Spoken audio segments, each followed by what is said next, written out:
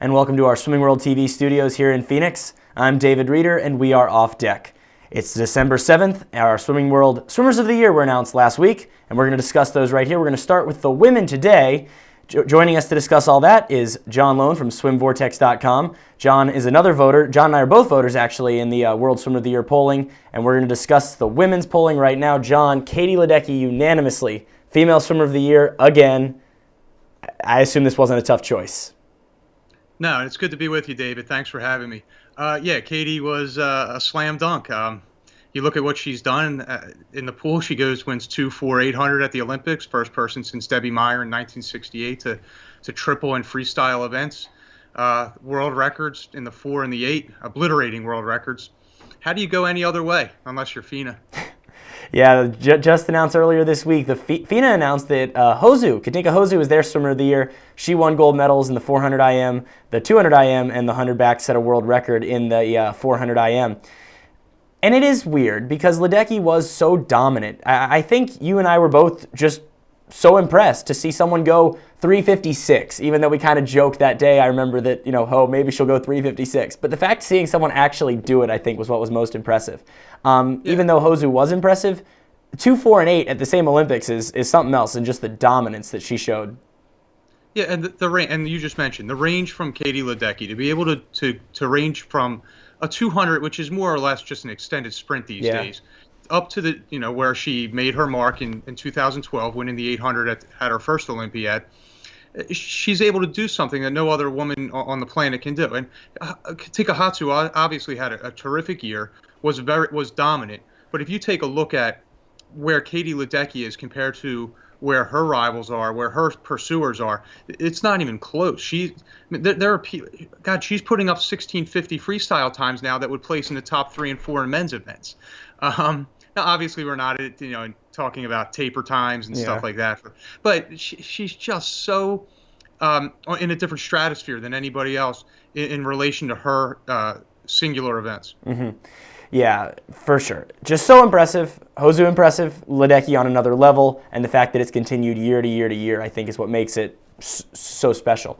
Hosszu also European Swimmer of the Year for us. Not surprising because she did win 3 gold medals in Rio. Sarah Sjostrom was second. Was that a tough decision? And John, who did you vote for in that debate? I went with Hosszu in that.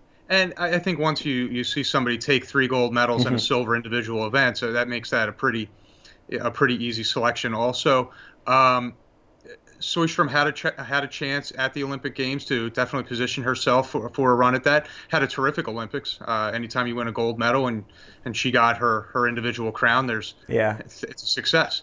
But Katinka was across the board the more dominant swimmer, and I think that was a pretty easy one.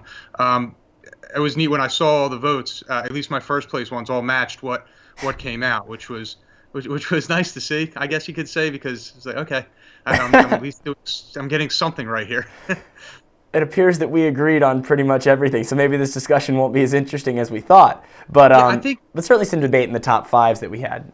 Sure, I think a lot of the singular top of the list ones were more slam dunk than I guess they've been in past years. Yeah.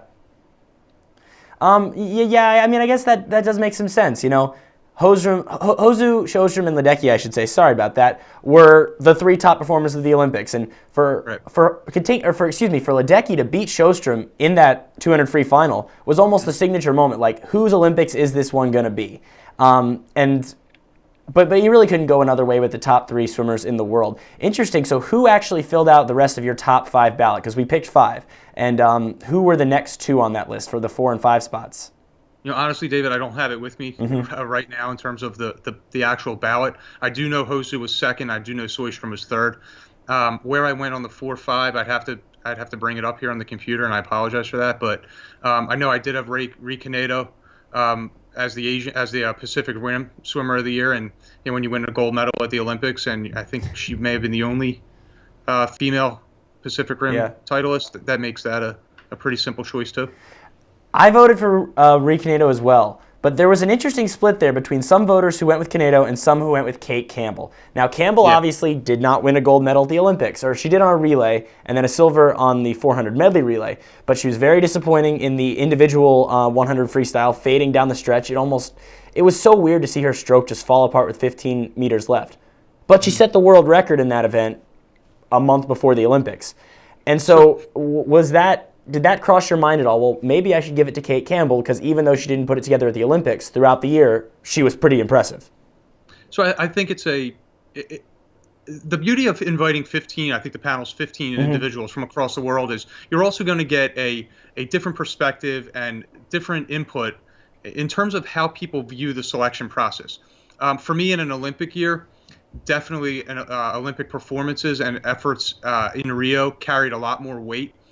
And that's for me. There may be someone else who obviously looked at the total body of work, and I think that's where I can see completely where Kate Campbell deserved some recognition there, because you have the world record she set, you have her consistently fast times throughout the year, all those 52s she was throwing up in the 100 freestyle. So it all depends on what set of glasses you're looking through, and for me, it was a little bit of I tend in an Olympic year to definitely put the emphasis there. Yeah. The last category we had was African Swimmer of the Year, and that one, for a record I don't even know how many times, went to Kirsty Coventry. And Kirsty swam well this year. Making the final, the 200 back, was cool to see, because after everything she's been through, the health issues, especially leading up to London, this being her 5th Olympics, getting into that final. I really don't think, even though Farida Osman swam well this year for Cal at the NCAA championships in particular, I don't see how you could go another way with this one.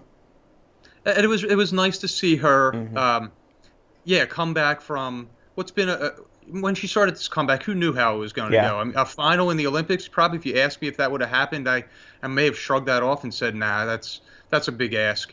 But Kirsty Coventry took a veteran's approach to it. She did what she needed to do on the biggest stage that exists in this sport, and that's a credit to her. And she had multiple solid swims, which she did. Was impressive as well.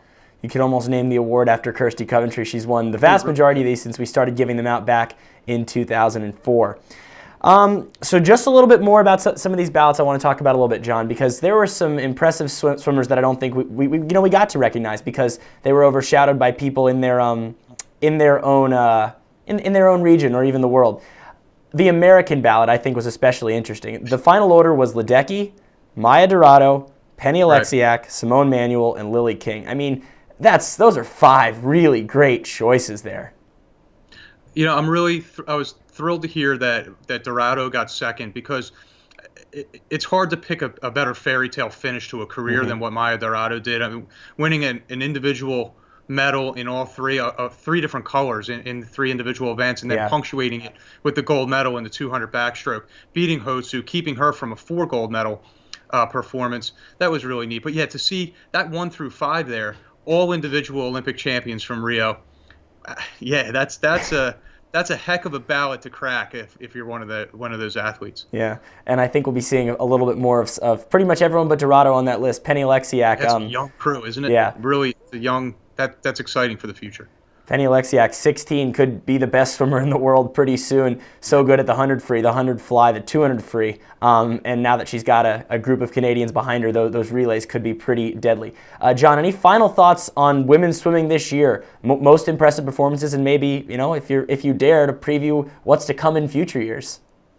Well, I think you just touched on what Alexiak has the ability to do. We saw primarily that 100 fly, 100 free in Rio. I'm really excited to see her 200 freestyle. She had a terrific leg. I believe it was 154 and change, 154 high on the 800 free relay in Rio. So that'll be exciting to see.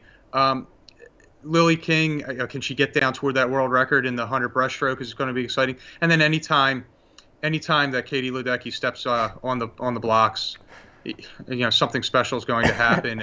Just how far can she take these events is certainly going to be an exciting follow. Yeah. She's got a chance to do something special with those short course yards records coming up in the next couple months as we get into the NCAA season, and those could be taken down a little ways for sure. So that'll be definitely fun to watch as well. John Lohn, we appreciate your time here discussing the female swimmer of the year ballots here for Swimming World. Didn't have time to discuss the men's. We'll be back tomorrow to do that. Until then, I'm David Rieder. Thanks for watching.